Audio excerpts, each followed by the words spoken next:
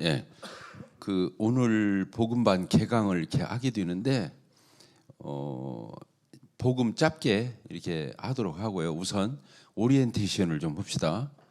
예, 개강하는 날이니까 지난번 10강까지 했는데 1강에서 10강까지 창세기를 통해서 이렇게 쭉 했잖아요. 10번을 했는데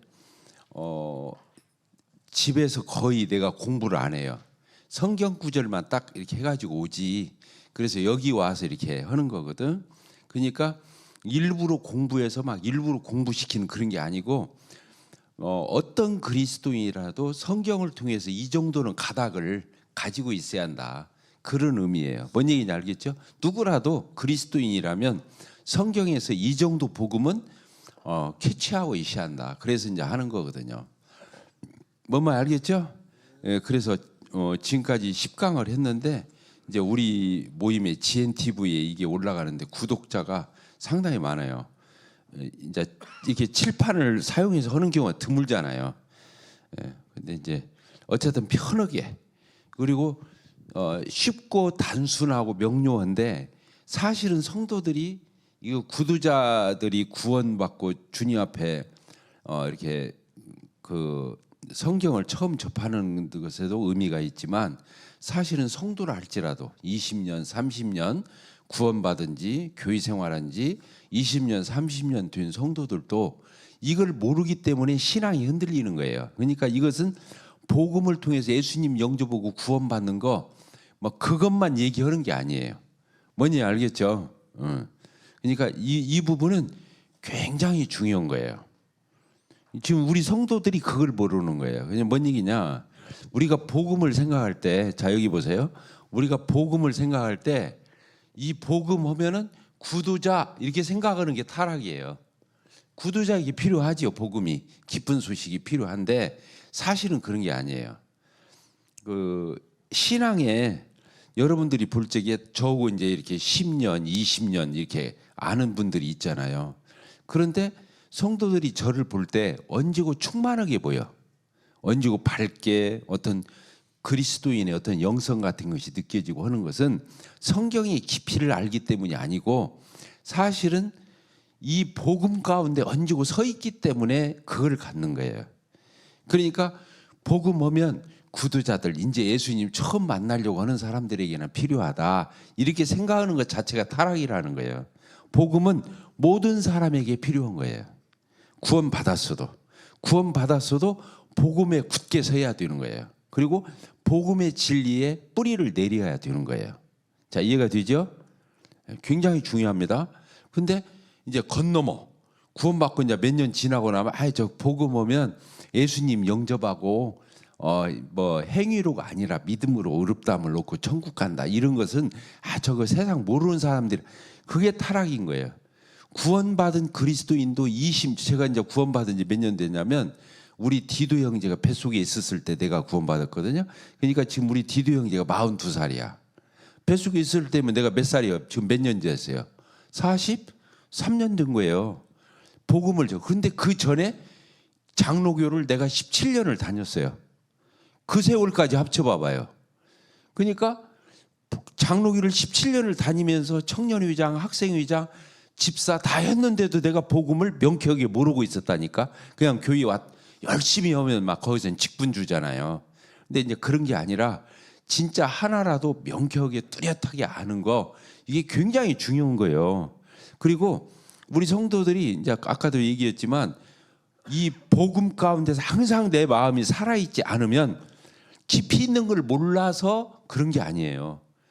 이 복음에 대해서 고기는 어떻게 할수록 더 맛있어요? 안 들어봤구나. 씹을수록 고기는 씹을수록 맛있다고 하잖아. 그러니까 고기 넣자마자 꿀꺽 생기는 사람 없잖아요. 그러죠?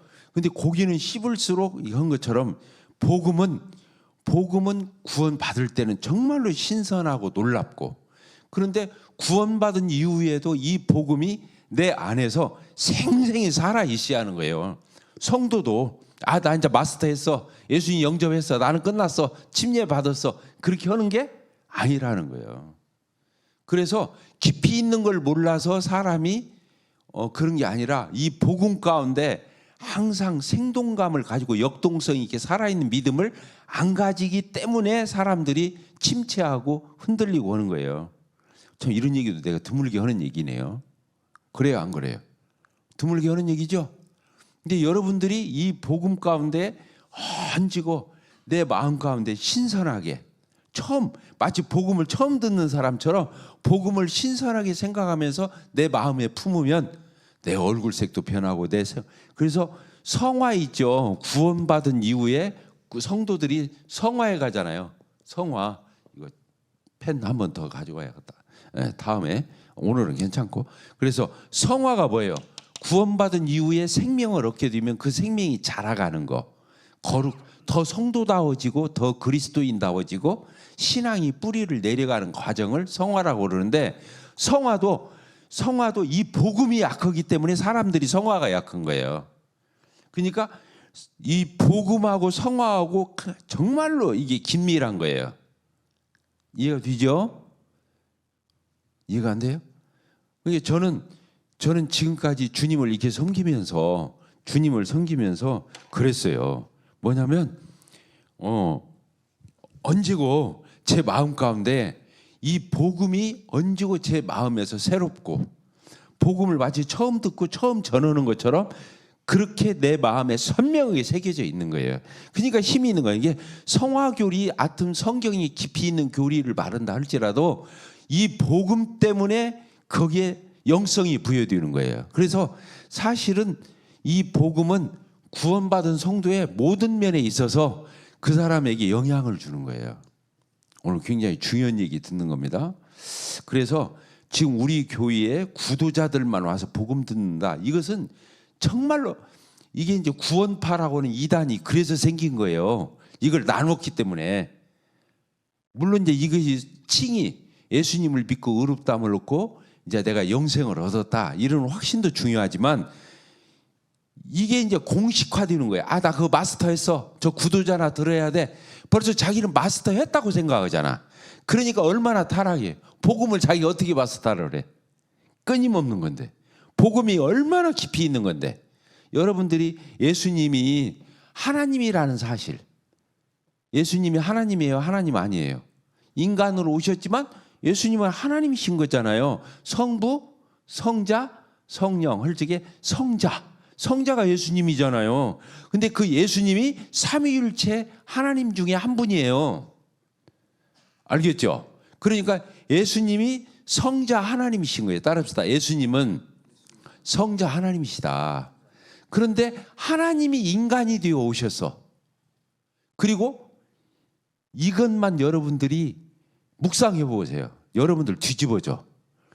하나님이 인간이 되어 오셔서 우리를 위해서 자기 일생 33년, 34년 사시고 그분이 우리 죄를 위해서 십자가에 달리시고 부활하셨어. 그리고 승천하셔서 지금 하나님 보좌 우편에 계시잖아요. 그런데 하나님이신 그 분이 인간의 몸을 입고 오셔서 예수님이 되셨다.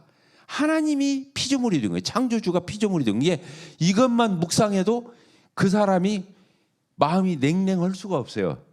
이게 교리가 아니야. 생각해 보세요. 나더러 하루만이라도 저 개미로 한번 돌아가 보라고 해봐. 하루 24시간만 견딜 수 있겠어요? 하나님이 여자의 몸속에서 10달간 태한 생명체로 그 어린이 아니지, 아직 안 태어났으니까 그 생명체로 그 자궁 안에서 10개월을 견딘다. 하나님이 견딘 거예요. 여자의 몸속에서 하나님이신 창조주이신 성자 하나님이 여자의 마리아의 태 속에서 10달을 있은 거예요. 야, 이것은 신비. 하나님이 그래서 여자에게서 나게 하시고, 성경에 갈라디아서도 써 있는 거예요. 하나님이 누구에게서 태어났다고요? 여자에게서. 따라서 예수님이 여자에게서 나셨다. 그러니까 남자의 도움을 받지 않았다 그 뜻이에요. 여자가 직접 나버린 거예요. 그럴 수 있어요. 어떻게 여자가 직접 남자하고 동침해야 그 씨를 받아서 낳는 거잖아요. 그런데 여자가 직접 나와버렸어. 그 누가 잉태시킨 거예요? 남자가 아니라, 아담의 후예가 아니라 하나님의 성령께서 예수님을 잉태케 하신 거예요. 그러니까 여자가 직접 낳았다는 말은 성령께서 잉태해서 남자의 도움을 받지 않고 남자와 동침하지 않고 태어났다. 이건 놀라운 신비인 거예요. 이거 하나만 생각하고 있잖아. 하루 내내 묵상해 보세요. 하나님이신 그분이 사람이 되어 오셨다. 어떻게 하려고? 우리를 구원하려고. 그렇잖아요. 그래서 인간이 겪어야 할 것 모든 걸 다 겪으시는 거예요. 예수님이, 하나님이신 그분이 인간을 저 하늘 위에서 꼭대기에 앉아가지고 아유 어떻게 하나 보자 하고 이렇게 추상적으로 우리를 사랑하신 것이 아니라 자기가 우리 인간이 되어 뛰어드신 거예요. 이 세상에. 그래서 그분이 우리 인간이 겪어야 할 모든 희노애락을, 생사화복을 다 겪으시고, 그래서 히브리서에 보면 뭐라고 쓰냐면 예수님이 진짜 인간을 도우실 마음을 먹으신 거예요. 인간이 되어 보니까 진짜 이 사람들이 죽음의 종로로 타는, 죽음이 두려워하고 죽음을 종로로 타는, 종노릇이 뭐냐면 벌벌벌 떨면서 그 앞에서 꼼짝 못하는 거. 죽음이잖아요. 마지막이 죽음이거든.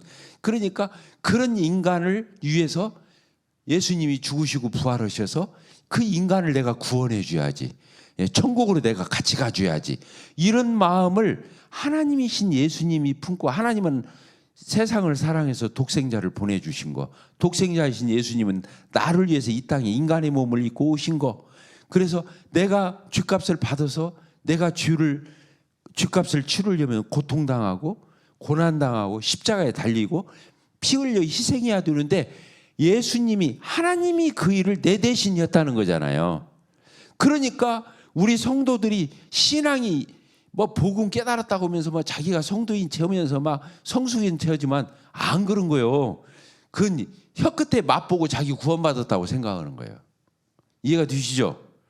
깊이 생각하면 그런 게 아니에요. 두렵고 떨리는 얘기예요. 하나님이 인간이 되어 오셔서 내가 겪어야 할 모든 걸 겪으시고, 그리고 진짜 나를 도우실 마음을 가지셔서 십자가에 죽어주신 거예요.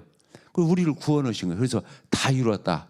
내가 인간들을 위해서 대신 그 모든 대속의 희생을 치러서 다 이루었다. 그리고 하나님의 그 의도하신 바를 내가 다 이루어드렸다, 이 뜻이거든요. 그래서 이 복음을 들으면 가슴이 뜨거워지는 거예요. 심장이 뜨거워져야 하는 거예요. 그러니까 단지 무슨 뭐 복음반 해가지고 소그룹반이라고 생각하고 여러분들 와서 앉아 있잖아요. 그건 안 되는 거예요. 그냥 복음은 신앙의 첫 출발인 것 같으면서도 마지막 지점을 제시해 주는 거예요. 그러니까 내가 신앙이 건조하고 무미하고 심이 없고 역동성이 없고 그저 그런 것 같은 이유는 뭐냐? 복음에 깊이 있게 내 뿌리를 안 받고 있는 거예요. 그러니까 심란해지는 거예요. 흔들리고 애매해지고 그런 거예요. 그러니까 복음은 그 사람에게 구원을 줄 뿐만 아니라 성화하는 데 있어서 능력을 주는 거예요. 능력. 그래서 생기를 불어넣어요. 사람을 지으시고 하나님이 그 코에 생기를 불어넣어서 생명이 되게 했잖아요. 그런 것처럼 이 복음은 사람에게 생기를 불어넣어 주는 거라고요. 사람에게 생기를. 그러니까 복음을 와서 요인관 형제가 어떻게 전하나, 성경을 어떻게 해석하나, 좀 보자 하고 앉아있어. 정말로 이건 끔찍한 거예요. 그거 아무 의미가 없어요. 와서 앉아있어도. 여러분들이 성경을 통해서 복음을 접할 때마다 그래 맞아, 아멘 아멘 이렇게 하면서 받으면 그 복음이 내 안에 생명이 되고 생기가 되어서 나를 갖다가 움직이는 거예요. 그래서 내가 이 세상을 살아가면서 여러 일들이 휩쓸리기도 하고 심나는 일이 있다가도 탁 내 안에서 이 불덩이가 솟구치는 거예요. 그게 뭐냐? 다른 진리가 그렇게 하는 게 아니라 복음이 그렇게 해주는 거예요. 복음이. 이해가 됩니까? 그러니까 지금도 내가 오늘 집에서 공부해 와가지고 여러분들한테 이 복음반을 하는 게 아니라고 있잖아요. 내 안에 복음이 언제 흐르고 있는 거예요. 그걸 여기 와서 자연스럽게 나누겠다는 거예요. 적어도 그리스도인이라면 이 정도 수준은 가지고 있어야 한다는 거예요. 미안합니다. 큰 소리 쳐서 미안한데 이 복음은 진짜 눈을 부릅뜨고 내 마음을 활짝 열고 생기를 받아들인 하나님의 말씀인 거예요. 이게 복음은 말씀 중에 말씀인 거예요.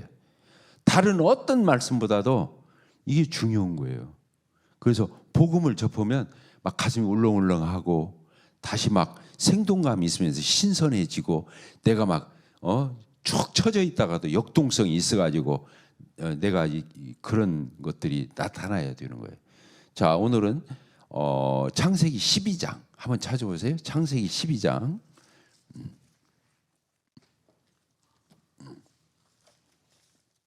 창세기 12장. 거기를 보면 이게 이제 아브라함을 부르는 장면이잖아요. 그래요, 안 그래요? 같이 한번 읽읍시다. 1절 시작. 여호와께서 누구에게? 아브라함에게 이르시되 나는 너의 고향과 친척과 아비의 집을 떠나 너는 너의 고향과 친척과 아비의 집을 떠나 내가 네게 보여줄 땅으로 가라. 지금 팔레스타인 땅 가나안 땅을 얘기하는 거예요. 내가 너로 뭐라고 그랬어요? 큰 민족을 이루고 네게 복을 주어 내 이름을 창대하게 하리니 너는 뭐라고 그랬어요? 복이 될지라. 이게 아브라함에게 첫 번째 하나님이 부르시는 말씀이거든요.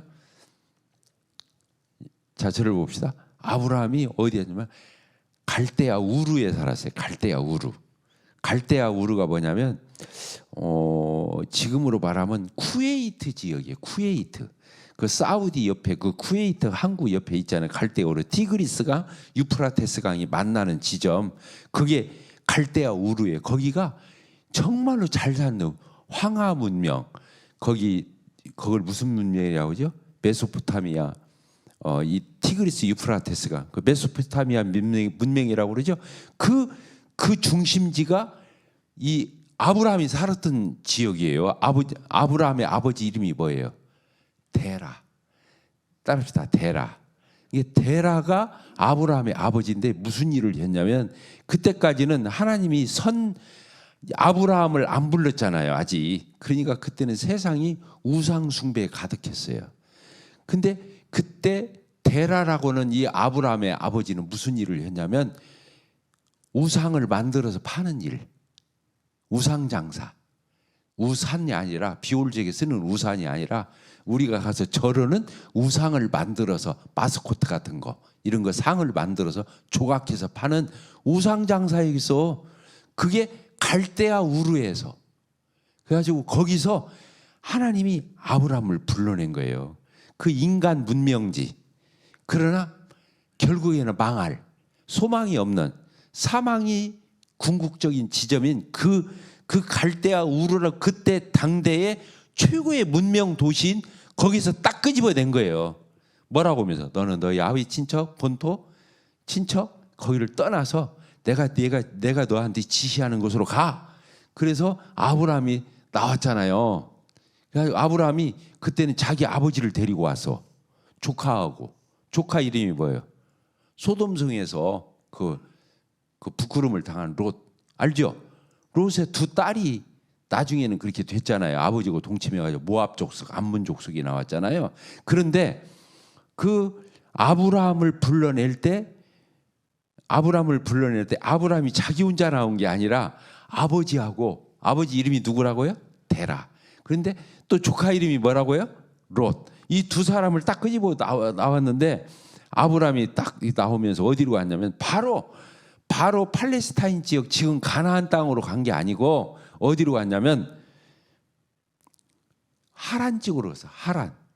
화란 알아요? 이제 중간 지역이에요. 여기가 저 메소포타미아 문명하고 이 가나안 땅이 중간 지점인 화란에 왔을 때 자기 아버지가 죽었어. 누가 죽었다고요? 아브라함의 아버지가. 여기서는 오늘도 창세기 12장을 봤지만 아브라함이 아니에요. 아브람 이렇게 써 있어요. 그렇게 돼 있어요, 안 돼 있어요? 아브라함이라는 이름은 다음에 줘요. 이름을 바꿔줄 때 사례를 사라라고 하고 아브라함을 아브라함이라고는 그 지점이 나오거든요. 근데 여기서 지금 아브라함을 불러내는데 그런 환경에서 그러니까 정말로 최고의 문명지에서 인간이 마음껏 누리고 인간의 문명과 문화가 창대한 그 갈대아 우르에서 딱 끄집어내 가지고 저 가나안 땅으로 가라고 했을 적에는 하나님이 그 문명에서 끄집어낸 거예요. 특히 자기 주변에 너희 부모, 아비, 친척, 그 고향 땅을 떠나서 내가 네게 지시하는 땅으로 가라. 그 말은 그냥 끄집어낸 게 아니야. 세상 거 다 놓고 나와 이 뜻이에요. 육신의 부모, 형제부터 다 놓고 나오라는 거예요. 근데 아브라함은 자기 아내의 이름이 뭐예요? 사라. 사레였겠지. 사레. 둘이 나왔는데 둘이만 나와야 하는데 누구를 데리고 왔어요? 아버지 데라. 근데 데라가 어디에서 죽었어요? 아까 하란에서 죽은 거예요. 그리고는 다시 가나안 땅으로 누구를 데리고 갔냐면 롯을 데리고 간 거예요. 근데 가나안 땅이 흉년이 들으니까 애굽, 지금으로 이집트까지 내려갔다 올라오면서 거기서 막 자기 아내 뺏기려다 말고 막 그러면서 올라오잖아요. 그런데 그때 부자가 되어버렸어. 아브라함도 부자가 되고 롯도 부자가 된 거야. 그러니까 똑같이 이제 자기 목자들, 이 목동들이 많아. 양도 많으니까 둘이 싸우네. 아브라함의 목자들하고 롯의 목자들하고 이게 삼촌하고 조카하고 살림살이를 같이 하다 보니까 자꾸 티격태격해. 그러니까 거기서 나누어졌어요. 누가 나누어졌어요? 아브라함이 하루는 조카 롯을 불러놓고 얘기를 하는 거예요. 네가 동하면 내가 서하고 네가 우하면 내가 좌하겠다. 뭔 말 알겠죠? 선택권을 누구한테 주냐면 이 롯한테 주는 게, 롯이 다 둘러보고 진짜 괜찮을, 꼭 저 이집트 같고 애굽 같고 저기 옛날에 갈대아 우르같이 보이는 어디를 선택하냐면 소돔과 고모라를 선택하는 거예요. 그 지역이 너무 비옥해. 알겠죠? 그래서 그쪽으로 가서 나중에 너무너무 거기가 타락해버렸잖아요. 동성연애 이런 것들을 해가지고. 그래서 하나님께서 소돔성을 불로 심판해버렸잖아요. 동성애가 영어로 뭐라고 그래요? 소도미즘이라고 그래요. 소도미즘. 소돔에다가 이즘을 붙여갖고 소도미즘이 동성애예요. 알겠죠? 거기다가 불로 심판했잖아요. 그래가지고 거기 불로 심판하니까 어떻게 했어요? 그 롯이 나올 때 아내 오고 두 딸을 데리고 나오는데 사위는 농담으로 여기다가 안 나오고 그냥 거기서 불심판 받아버리고, 아내는 나오다가 뒤돌아보면서 소금 기둥이 되어버렸잖아요. 아내도 잃은 거예요.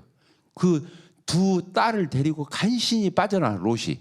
그래서 소알이라고는 조그마한 성에 굴에 들어가서 이제 사위도 없지, 저 롯은 자기 아내도 없지. 그러니까 딸들이 거기서 작당을 한 거예요. 야, 우리 아버지 술 취하게 해가지고 우리가 동침하자. 대를 이어가야 하니까.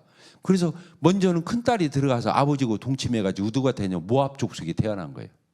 그 두 번째 딸이 또 들어가서 동침해서 암몬 족속이 태어난 거예요. 그래서 성경에 모압 족속과 암몬 족속이 그렇게 태어난 거예요. 그러니까 하나님 말씀이 이루어진 거야. 뭐 너는 본토 친척 아비 집을 떠나. 그래. 진짜로 떠난 거야.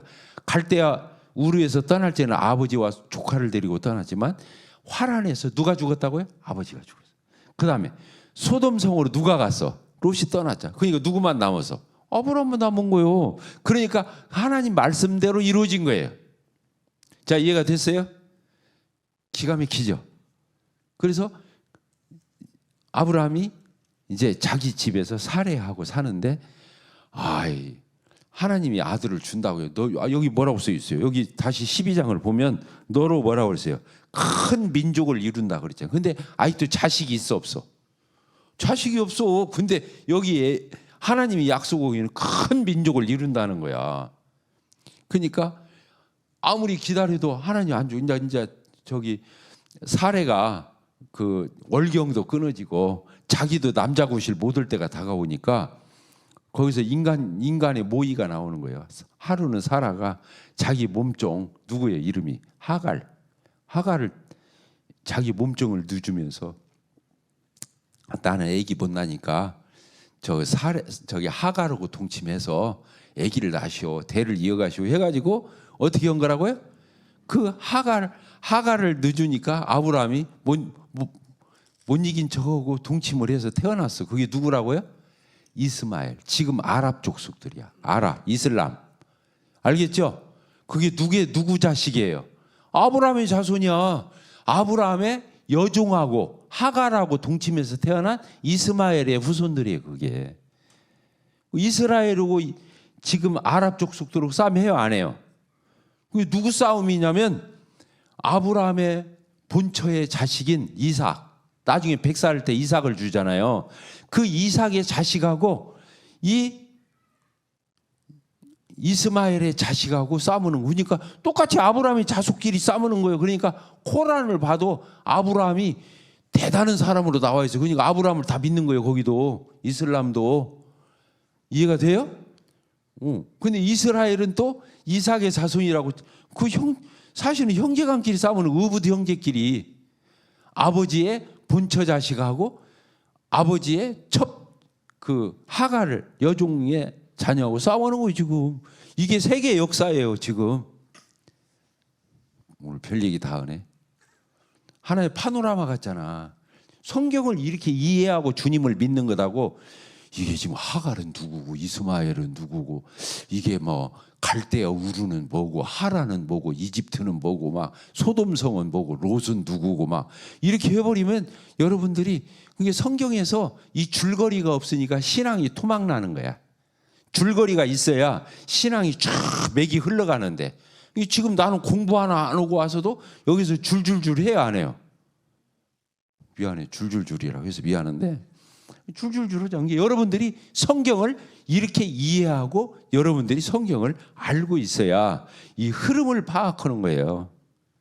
자, 이해가 됐죠? 근데 여기서 오늘 이제 하려고 하는 건 다른 게 아니고 아브라함이 나중에 큰 민족을 이루어야 안 이루어요? 이루어요. 이삭을 통해서.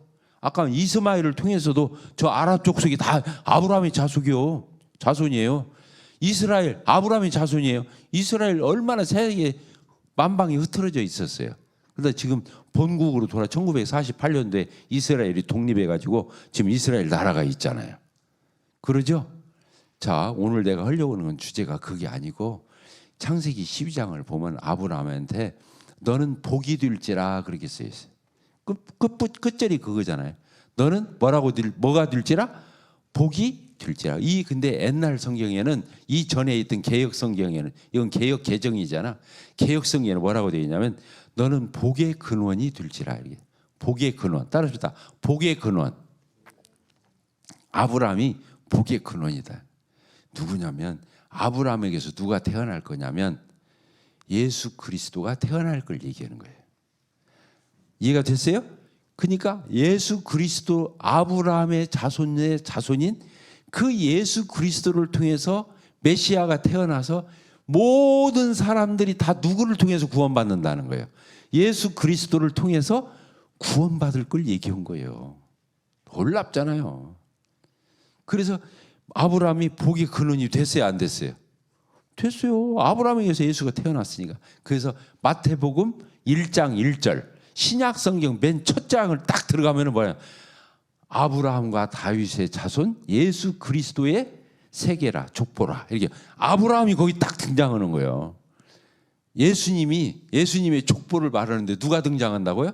아브라함이 이삭을 낳고 이삭이 야곱을 낳고 야곱이 그다음에 유다와 그 12 그 형제간들을 낳고 이렇게 쭉 나가는 거예요. 아브라함이 복의 근원이 됐잖아요. 그래서 지금은 이스라엘 백성들은 육신의 혈통으로서 아브라함의 자손이에요. 지금 우리는 아브라함의 자손이요. 어떤 의미에서? 믿음으로, 예수님을 믿음으로 의롭게 된 아브라함의 자손이 된 거예요. 자, 이해가 됐죠? 굉장히 중요합니다. 따라서 나는 믿음으로 영적으로 아브라함의 자손이 되었다. 아브라함이 복의 근원이 된 거예요. 그러니까 여기서 예수님이 나와요, 안 나와요? 예수님이 나오잖아요. 예수님을 통해서 구원받는 게 나오는 거예요. 그래서 복음이라고 그러는데 이 복음은 이렇게 성경을 전체적으로 흐름을 알을 때 이걸 딱 집어낼 수 있는 거예요. 아, 놀랐구나. 아브라함이 그냥 써 있는 게 아니구나. 그래요, 안 그래요? 오늘 보니까 우리는 아브라함의 자손이. 이스라엘 백성들은 자기들이 아브라함의 자손이라고 그래요. 육신의 혈통으로. 근데 지금은 누가 아브라함의 자손이요? 믿음으로 의롭게 된. 자, 다음 시간에는 아브라함이 행위로 의롭다함을 얻은 게 아니에요. 믿음으로 의롭게 되었어요.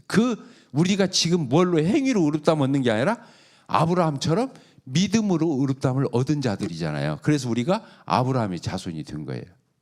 다음 시간에 그걸 하도록 하겠습니다.